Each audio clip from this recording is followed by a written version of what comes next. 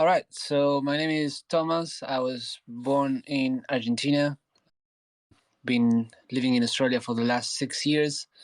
I've been a part of the Rootstock ecosystem as an ambassador for the last four years, and I have had the privilege and the honor of collaborating directly with the Sovryn team for a few months, not too long ago, so I can testify of their hard work and their determination. And I think we're going to have a really great spaces talking about their new trading challenge to promote the protocol. And I'm very excited to know more about it. Thank you so much, Thomas. So my name is Anthony Sanchez. I am the community manager at IOV Labs. I'm born in Venezuela and live in Chile. I've also been working with, well, people not just from Venezuela, but also from Argentina for a few years already. And I know firsthand that, well, traditional banking has failed a lot of people. And, well, I think that Sovryn's proposition as a whole makes a lot of sense. And, well, this trading challenge is indeed something interesting. I'm sure that we'll be hearing more about that in a second. Yago, would you like to make a short introduction? Yeah, so I'm Yago. One thing I just would point out, I see the room is called Stellar Dice Challenge. Stellar is a blockchain, and I think it might be confusing to call it this. So if anyone has a suggestion about what to call this room, which doesn't seem to indicate a different blockchain, that would be cool. But okay, so I'm Yago. I've been a Bitcoiner for longer than I'd like to admit. Been through all 4 halvings. I was attracted to Bitcoin because I grew up in South Africa. And in South Africa, we had capital controls. We had a very oppressive government. And part of my family was forced to leave because the government was actively trying to get them. And so when I was a kid growing up, I had to, smuggle gold. I had to learn about inflation, kind of, the same thing that a lot of people have experienced in Argentina, like Thomas. And so over the years, I've been involved in helping set up the first regulatory body for Bitcoin to try and interface with regulators and make sure that they don't try and shut it down.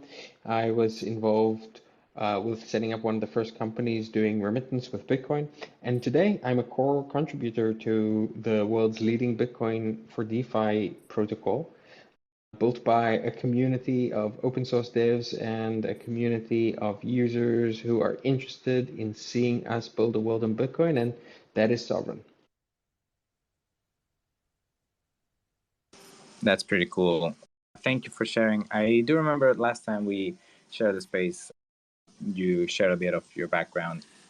And actually, it's very interesting how, different countries will go through similar things to of course, similar, how to call this? Well, it's always kind of based on greed. Just wanted to add something on the title thing. Yes, it was called Stellar, but it was referring to the stars, but of course, that makes a lot of sense. I've just changed it so that it reflects, because it's Sovryn's Dice Challenge. Yeah, I don't know if, Thomas, would you like start with some of the talking points that we have ready for today? Yes. I think that the best way to begin this conversation would be to do an intro of what this competition is. I think that's the best way to begin. Yago, do you want to start with that? Sure. So I'm going to give a quick introduction to Sovryn just to make sure that everyone in the room knows what it is. Sovryn is a ecosystem of DeFi protocols for Bitcoin. It includes trading and lending and Bitcoin-backed stablecoins and governance and NFTs. But the 2 most important components are like basic things that you would want to do with your Bitcoin without having to go through a centralized intermediary. and that is trading and lending. And in particular, being able to do this without having to use centralized stablecoins like USDC or USDT, but instead using Bitcoin-backed stablecoins. And so we have all of those components already built into Sovryn. And we've spent now some 2 years building out all of this tooling to allow for a new layer of decentralization around Bitcoin, which is the ability to use your Bitcoin in a decentralized way. And now we're starting to get more and more focused on the next phase of our adventure. And the next phase of our adventure is growing this to a larger audience, getting it into the hands of more people. To do this, and to help grow the Rootstock ecosystem around it, we are in the process of integrating more bridges. We are in the process of integrating with monitoring, like DeFi Llama and things like that. And we're in the process of integrating deeply into some of the biggest wallets in the world, including the world's #1 Bitcoin wallet, Exodus. And so what we want to do is as we're integrating with all of these new sort of partners and platforms, is we want to be able to show their user base what you can do with Rootstock, what you can do with Sovryn, and how you can use your Bitcoin without going through intermediaries for the first time, really. And to do this, we need to introduce them to this world with something attractive, something amazing, something which is going to bring them in. So what we're planning to do is, over the course of the coming year, launch a whole series of contests and competitions with significant prizes in the tens of thousands of dollars, probably every month, growing each time. And before we go out to the world, we're testing it internally with the people who are already part of the community. And so next week, there's going to be a competition to trade Sovryn, trade SOV, trade using Bitcoin-backed stablecoins, trade BTC, and then there will every single day be prizes given out to the participants. In total, over the week, $3,700 in prizes will be given out. So every single day there will be a first prize of $200, second prize of $100, 5 prizes of $25, and an additional randomly selected prize of $100. And so that's 56 prizes, and we're limiting this to 50 participants. And the reason we're limiting it to 50 participants is because we want to be able to test it, pilot it, and we also want to get really great feedback from the participants so we can learn how to improve it. So it's open to anyone who is ready or before the end of this week becomes an SOV staker. Goes to the link in the, I linked a tweet here at the top of the room. Goes to that link, registers themselves, and then to try and go up the list and make sure that you're part of the 50 also invites other people. So the other part of this is the people who are actively trading in this competition will also get access to all of the upcoming competitions and campaigns, even if they are whitelisted in different ways. And so really it's about encouraging the trading, encouraging the volume, getting people to use the system, while at the same time all of those people are helping us figure out what we can do, IOV Labs, Rootstock, community, and Sovryn together to really start to significantly grow what should be the world's biggest DeFi ecosystem, which is the Bitcoin DeFi ecosystem.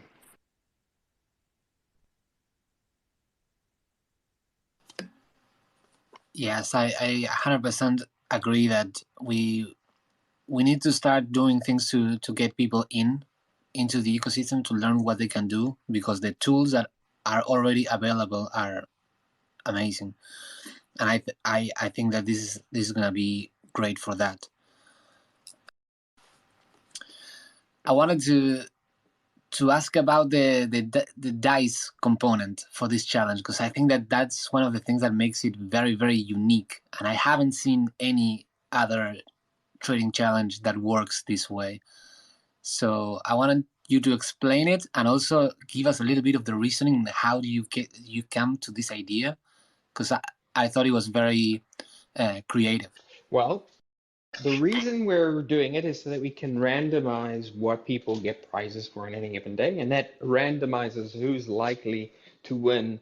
We want people to be able to take all kinds of different types of trading activity without anyone in the world knowing what specific type of trading activity at the end of the day is going to be the one that gets the prizes.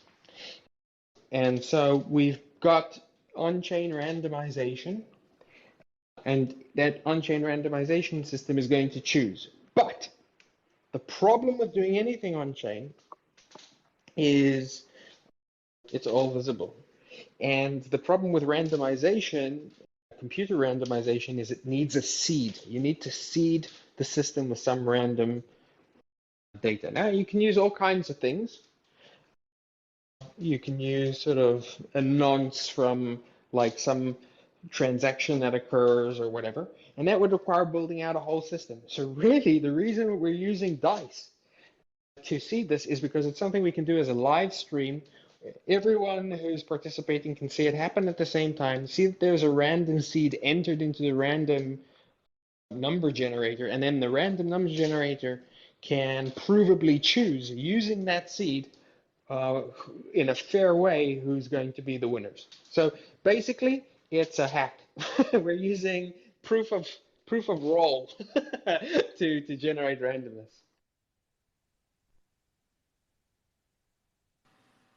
I love it. I love it. It's a very interesting way, and it gives the trading challenge a unique flair that, again, I haven't seen anyone else do it. I wanted to ask about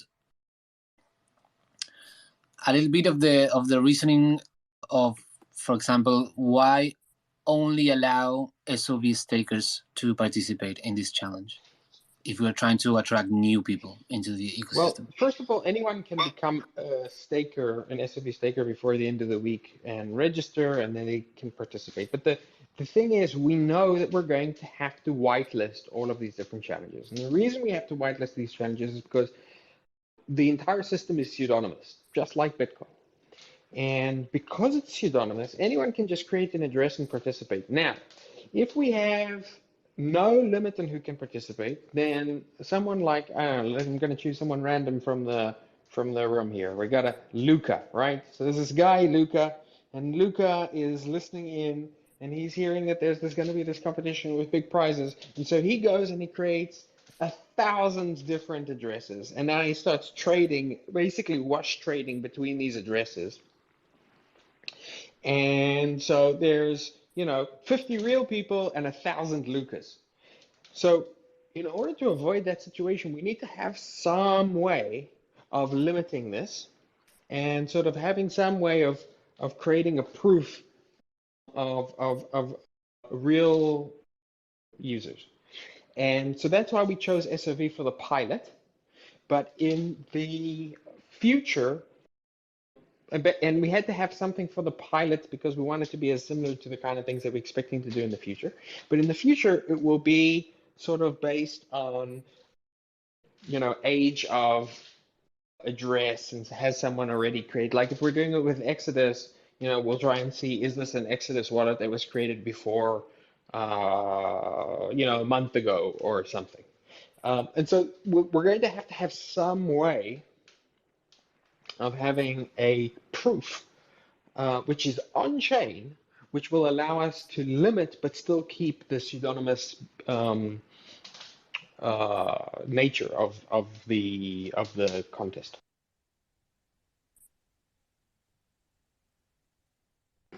That's pretty good. That's pretty good. Thanks for sharing. I guess it makes much more sense. Uh, Honestly, at the beginning, I personally didn't know, but it makes sense. There's people that will try to game the system, and it happens on every system. So it's good to be one step ahead of that. I wanted to ask. So we've talked a little bit about Sovryn. We've talked a little bit about the competition itself. But for those that might be listening or that might listen to this in the future, would you like to share some of the other, let's say, maybe not benefits, but what are some of the Sovryn's features and, well, tokenomics that might be interesting to users who might want to stay after the trading challenge? What would you say about that? Well, I'd say that Sovryn, I wish I had a simple answer to that, because then I would have a simple answer. But Sovryn is very different in many, many ways. A lot of them small, but super important from a lot of the other things that we see in DeFi. And sort of like the big picture is what we're trying to do is trying to build a world on Bitcoin. So that's not just building on the asset Bitcoin. It's not just building on the chain Bitcoin. It's also building on the principles of Bitcoin.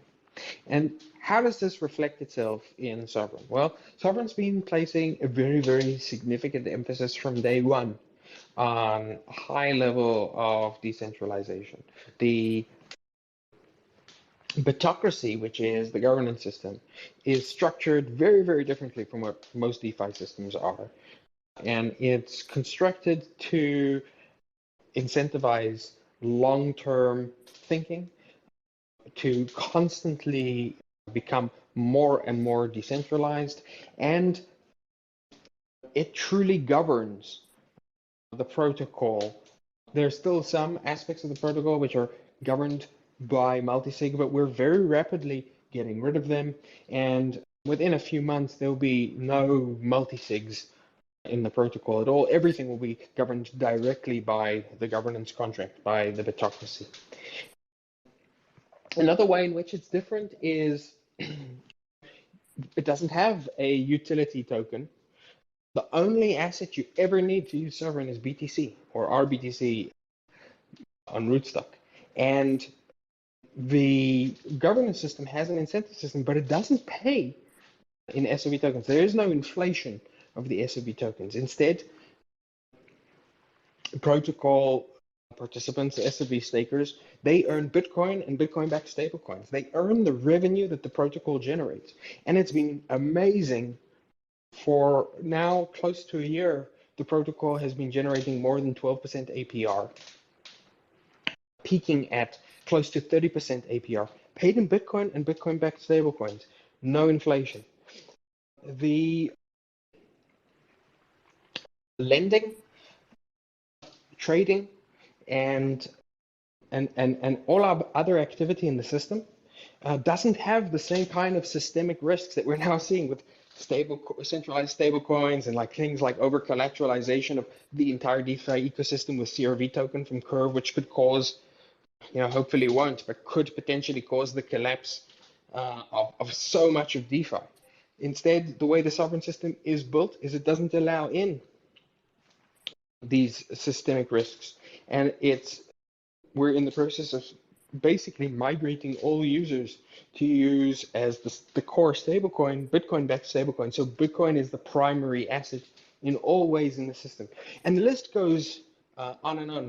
We've got margin trading, we've got the Zero protocol, which we've recently had to pause because it was more popular than we were able to handle in terms of people taking out zero interest loans and on Bitcoin, and so that will get turned back on as the ecosystem grows some more.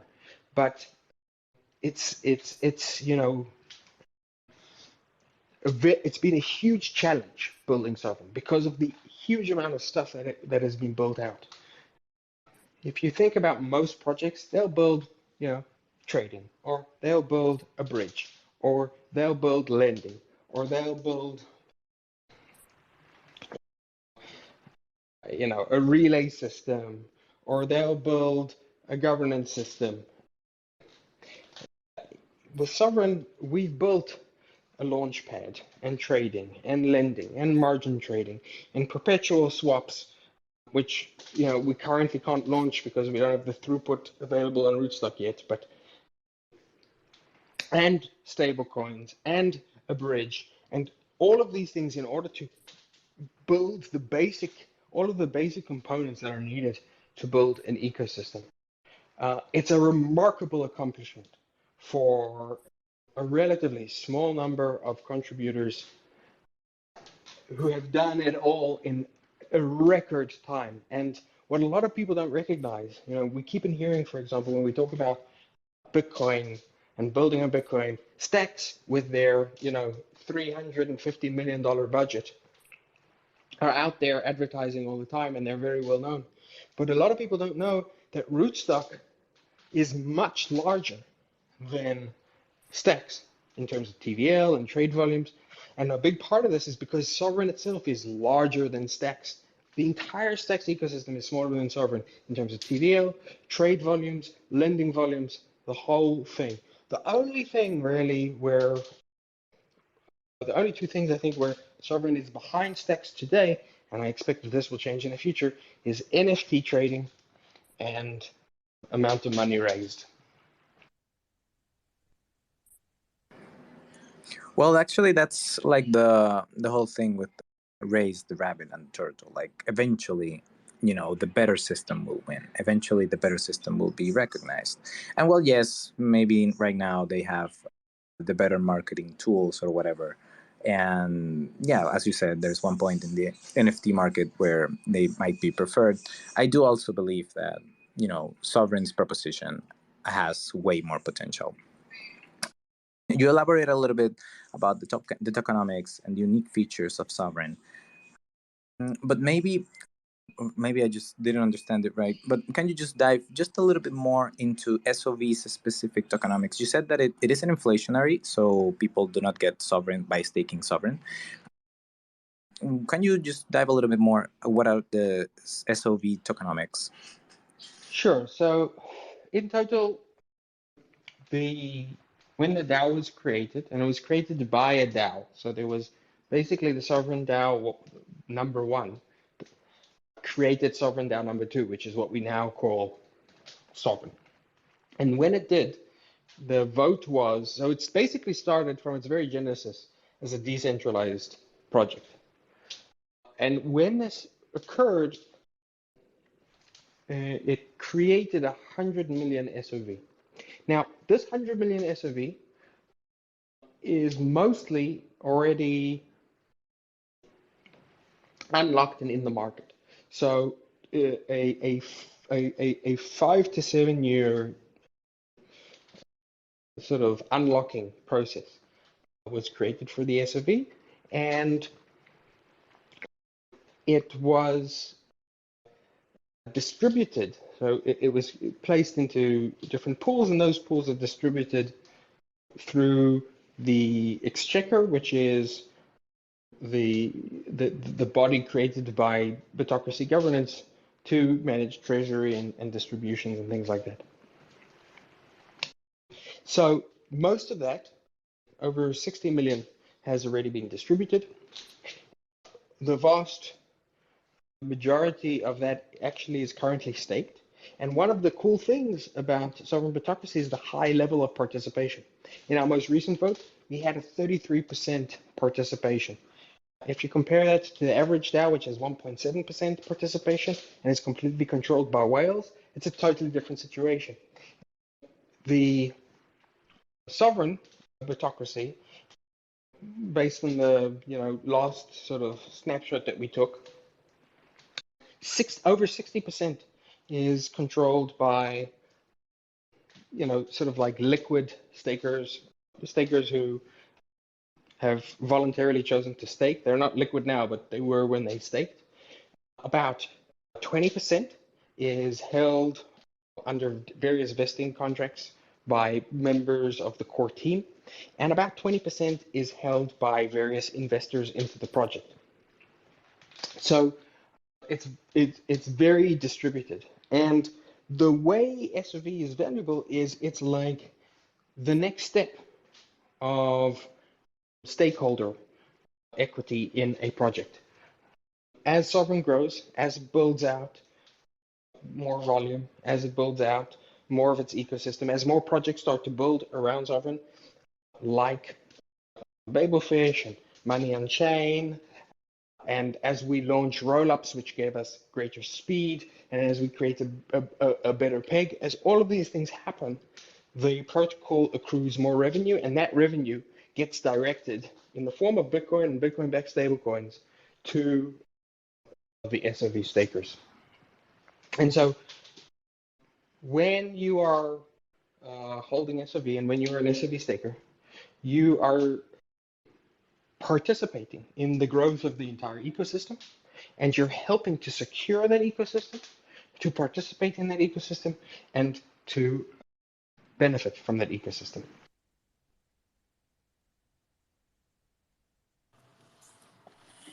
Yes, thank you. That was a very detailed answer, and I do hope that this helps people to understand the value proposition of SOV. That it's not just another token, but it's a way of helping to develop the Bitcoin economy and also, earn a percentage while you do so, which is never a bad idea. But I wanted to ask something that I heard you talk about in today's Sovryn community call that we had very recently, that I thought it was a very, very interesting concept, which was the proof of staked time. Yes. In regards to the SOV token. Yes. Okay, so this is an important topic, and it's one which I don't think is well understood even by Bitcoiners. So there's proof of work. We all know how proof of work works, and there's proof of stake, and we all know how proof of stake works. Okay, so proof of stake has a lot of advantages over proof of work. It doesn't require mining, so it can be done anywhere in the world, and as a result is actually harder to detect. It's supposedly more energy efficient, although I think that's a bit of a ridiculous claim. And it creates a yield for potentially any token holder. But this yield is a bit of a misdirection, because actually it's not yield, it's just inflation if new tokens are being created. So, that's what you usually hear about, proof of stake versus proof of work. And, proof of work is, tied to energy and therefore is tied to physics and all of that stuff. I think all of that is missing the key difference between proof of work and proof of stake. The key difference between proof of work and proof of stake is that when you are a proof of work miner, you are a miner. You go in every day to work and you mine Bitcoin and you expend energy and you have to work hard and you're constantly in a race against all of the other miners. And so you are a pleb. And you don't see miners massively accruing more and more Bitcoin. They constantly have to sell the Bitcoin just to cover their costs. On the other hand, in proof of stake, you have a system where the rich get richer because the stakers are landlords. They're, it's the difference between a farmer who works the farm every single day, like a miner, and the landlord who owns the land. He doesn't have to do anything. He just collects from the labor of others. And that always creates an elite. And that always creates centralization. So it's the difference between farmers and landlords. And the key difference there is whether or not there is a cost to participating, an ongoing cost. With proof of stake, you don't have that ongoing cost, and so the rich get richer. Now, with Sovryn, we're not trying to create a new Bitcoin. We're not trying to improve on proof of work. Proof of work is an excellent way to generate and issue into existence new Bitcoin and to secure the network. What we're trying to do is we're trying to show the world how you can build on Bitcoin, how you can build an actual Bitcoin native economy. And that means having the next generation of equity, the next generation of stocks, transferred into something which can be Bitcoin native. And that is stake, that is Bitocracy. But we want to avoid a scenario where you can become a landlord. And so there has to be a cost associated. And the cost that is associated with Bitocracy, with participating in Bitocracy, is that your revenues and your voting power are always going down. The reason they're always going down is because to have the maximal revenue and the maximal voting power, you need to be staked for the maximum amount of time. And so if you stake today, next week, you're not going to be staked for the maximum amount of time. You're going to be staked for the maximum amount of time minus a week. And your revenues will drop just a bit. And so the way that you have a cost and the way that you have to show that you're invested in the long term, not the speculative tomorrow of Sovryn, but in the long term of Sovryn, is that you have to effectively restake on an ongoing basis. We call this proof of stake time or post. And it is not designed to replace proof of work, but it's designed to complement proof of work for systems which require governance, which Bitcoin does not. It's a much more demanding thing, right? It's easy to be a staker. It's much more demanding to be a poster, a participant in Bitocracy Post. And I think that while that makes it less attractive in the short term, it makes it much more attractive in the long term, because you know that you're going to be part of a system which is always going to be focused on the long term, where everyone is aligned with you and the other people in the system don't have an advantage over you. It's a way of creating credible neutrality for systems which have governance.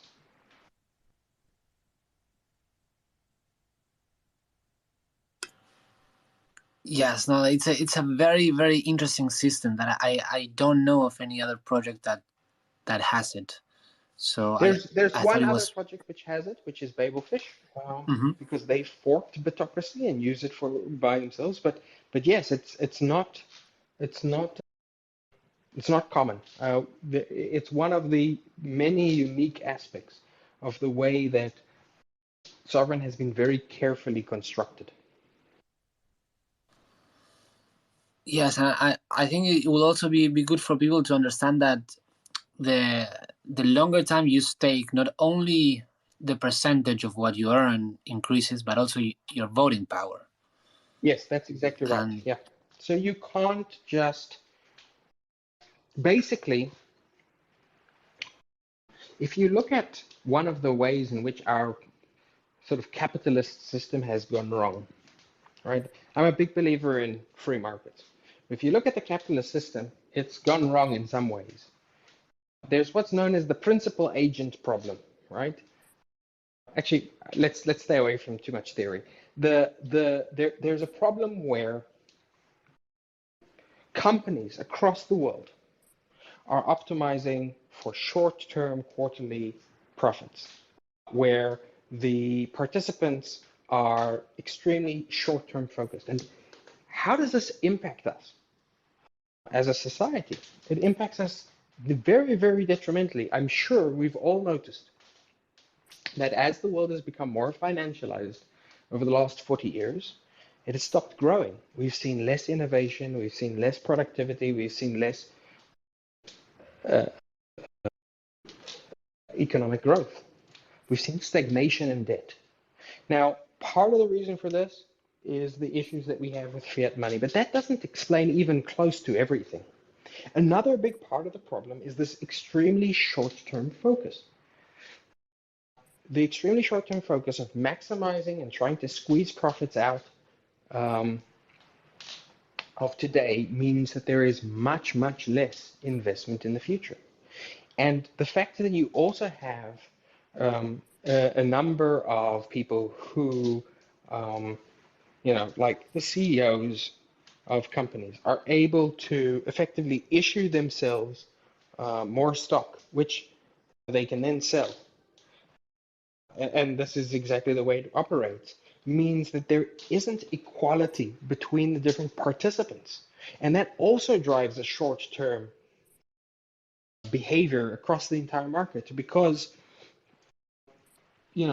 everything that we've seen with Wall Street bets and crypto is this world sort of slowly cannibalizing itself through this nihilistic YOLO trading, YOLO capitalism attitude.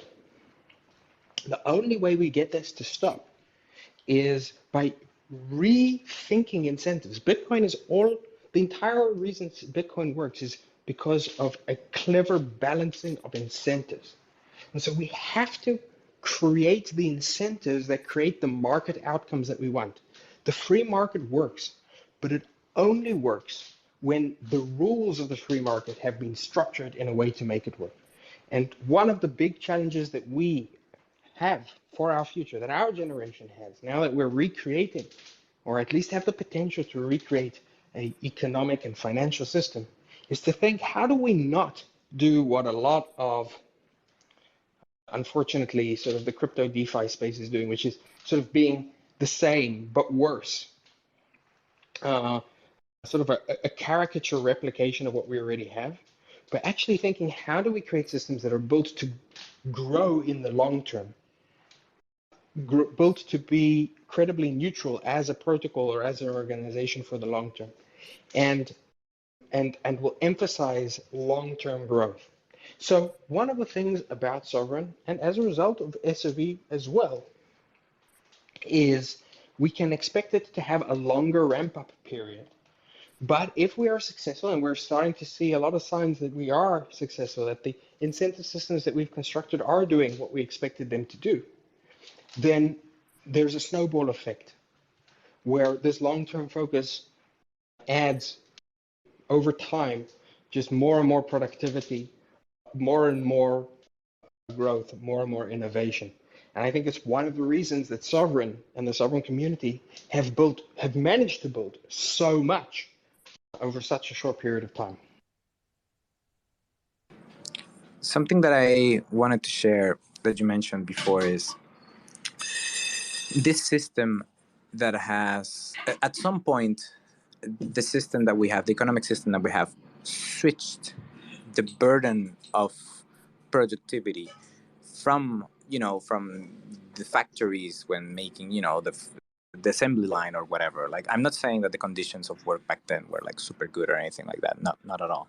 But the fact that the burden of productivity switched from those that are, accruing the money, and now is expected from, most of the workers, it kind of explains why people, are unable in some way to react, because I feel that some people might feel tied to this loop of, I have to be more productive, I have to do more things, I have to be more active, whatever. But then at the end of the day, after being so productive, you don't have energy to do anything for yourself or something like that. And then, like, it's kind of this self-fulfilling prophecy of sorts. Sorry that it's a little bit political, in my opinion, but I guess it's just part I of would the say that system. all our political problems are actually economic problems. What is politics about? Politics is about the distribution of resources. Now, there's some culture wars aspect, but ultimately they boil down to a distribution of resources and a distribution of rights, which is the same thing, right? Property rights and rights are effectively the same thing. The property rights that we don't call property rights are rights that deal with the most core property that we have, which is ourselves. So, for example, the abortion debate is a property rights debate, but the property that we're talking about is your body. The free speech right is a property right, but the property that we're talking about is your thoughts and your ability to express them. And then most of politics is a question of budgets. How much debt will we go into? Who will we give money to? How will we spend? Who will we tax? Ultimately, politics is just economics. And that is why what we're doing is so important. Everyone who is engaged, even if they don't recognize it, in the labor of trying to recreate the economic financial system, what we're actually doing, Bitcoin is a political movement because it is economic. In other words, Bitcoin is not political because it is ideological. Bitcoin is political because it is economic. That's so much true. Like, it really is. Yeah, I never thought of it in those terms, but it does make a lot of sense when you think it like that. I wanted to say no, because before we were talking about the proof of stake time, that one of the, so that people can understand it better, one of the key features that it has is that if you're staked for the longest amount of time possible, you can effectively accrue more voting power than someone that has more SOV tokens. So maybe they are more financially invested, but if they're only staking for the short term, you can actually have more voting power than them. That's correct. But so the system, I would add some nuance there. You're more invested than they are. Someone who holds an asset is not necessarily invested in an asset. So think about market makers, right? These guys who buy and sell and trade on exchanges all day long, right? They hold a huge amount of assets, but they're invested in none of them. The difference between being invested and holding is a question of liquidity, right? And so we talk about investors as if it's someone who just buys an asset, but it's actually the people who buy the asset and hold the asset. And so really all that proof of stake time is a cryptographic commitment to hold.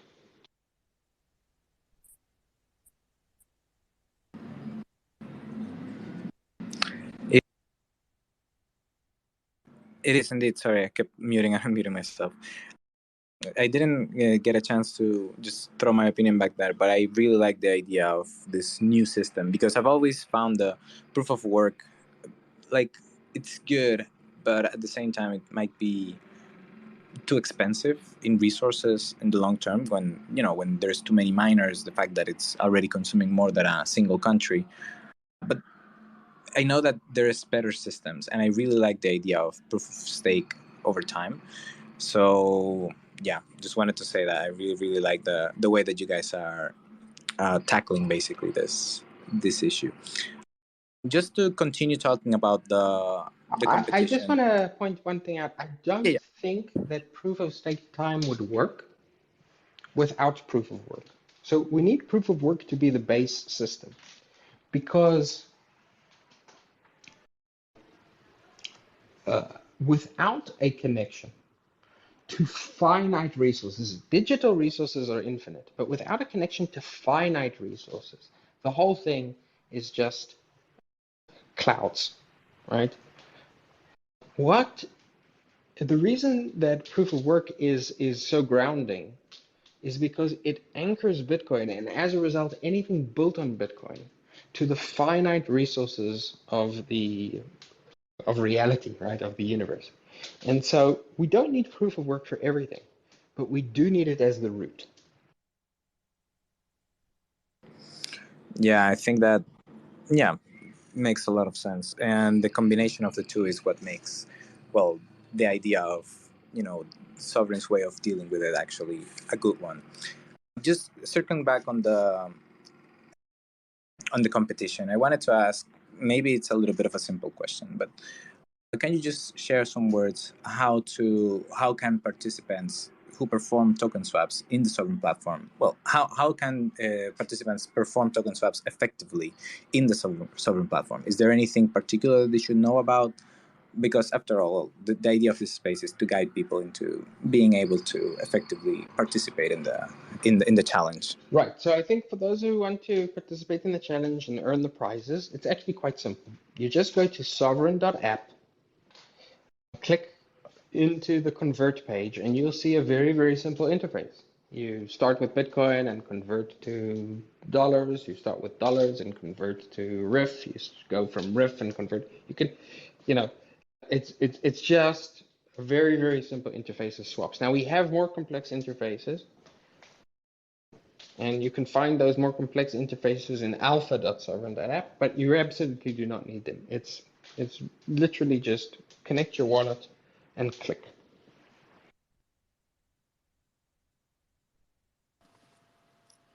Yes, and there has been a lot of improvements to the swapping mechanism that just got migrated to the new app. So I think this trading challenge comes in the best time for the Sovryn platform. So I wanted to ask about the benefits that people can have in order to get into the challenge by inviting other people to participate. Well, the challenge is only open to 50 participants, and so the way you make sure that you're part of the 50 is you sign up as soon as you can. That puts you in the queue on the high, as high as you can go in the queue, and then you can bump yourself further up the queue by inviting more people to the Sovryn Discord.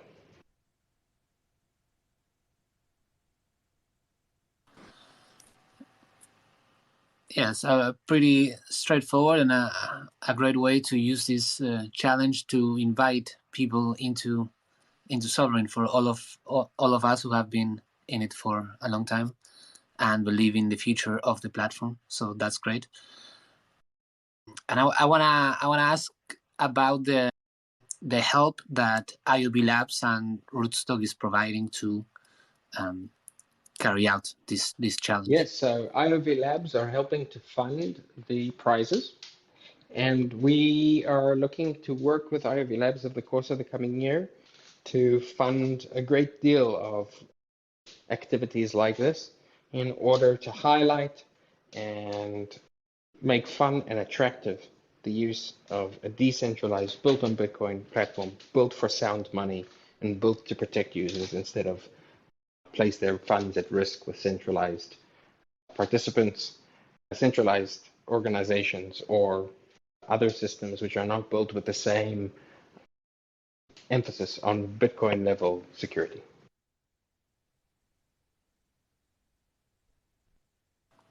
I just wanted to share something real quick. For those that might be interested in participating, Yago has shared the Sovryn's invitation or announcement of the trading challenge. I've also gone ahead and shared, Rootstock version of the same. It's the same information. Just make sure to check those out if you want to participate. Yago, I know that we have a little time now, so just wanted to discuss something quick. Do you think there is any upcoming features or development to the Sovryn platform that you might want to highlight right now before the space ends? Well, we are going to, we've built out a huge amount of infrastructure we've discussed over the course of this call, and a lot of products and tooling. I would encourage people to check out the Sovryn dollar. Everyone should hold some amount of their dollars or their cash in Sovryn dollar, just like everyone should hold some of their long-term savings in Bitcoin. Everyone should have short-term savings in Sovryn dollar because it's the only dollars you can truly own. They're not centrally issued, they're backed and not algorithmic.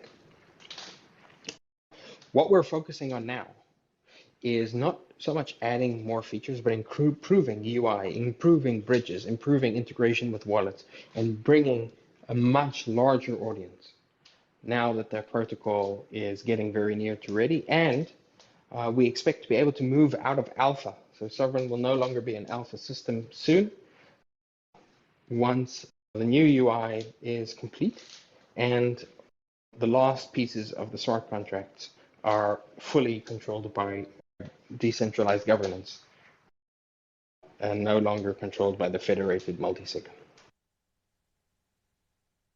That's beautiful. Really, that's, well, the ideal, right? And well, you already talked a little about this, which is you did tease some of the potential future trading competitions or just general efforts in conjunction with IOV Labs that Sovryn platform is going to have. But would you like to share something else in this regard? Would you like, maybe you have some more details? Just that I think it's going to ramp up. We're going to see a lot more of it. And I, ask everyone, because the prizes are cool and because it's limited to 50 people, go sign up now. And in doing so, you'll be helping out Sovryn because we will learn from your activity what works and what doesn't work. You'll be getting a very high chance of winning the prizes, and you'll get access to upcoming challenges.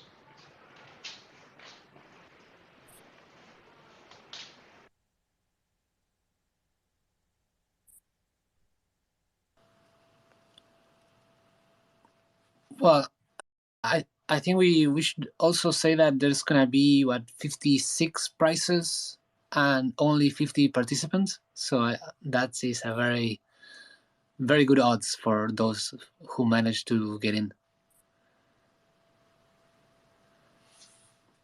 Awesome, guys. And then,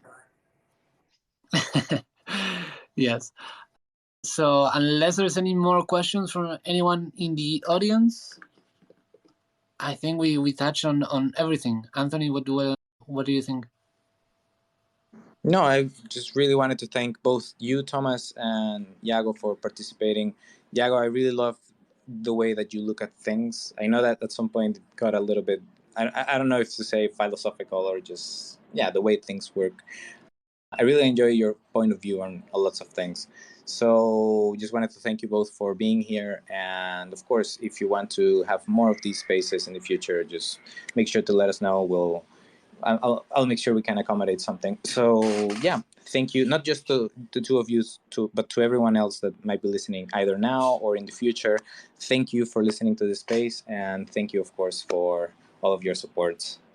Yeah, I think it's okay if we can. I think we can close it now. We're just about the hour mark. Yago, would you like to share something else? Thank you, everyone, for joining. I hope to compete against you in the challenge, and stay sovereign. Pretty good. That's pretty good. Yeah, so I guess we'll leave it at that. Hope you guys have a good one. Make sure to participate. The links are on top, linked at the very top. So yeah, I'll see you guys in the next one. Have a good one. Take care.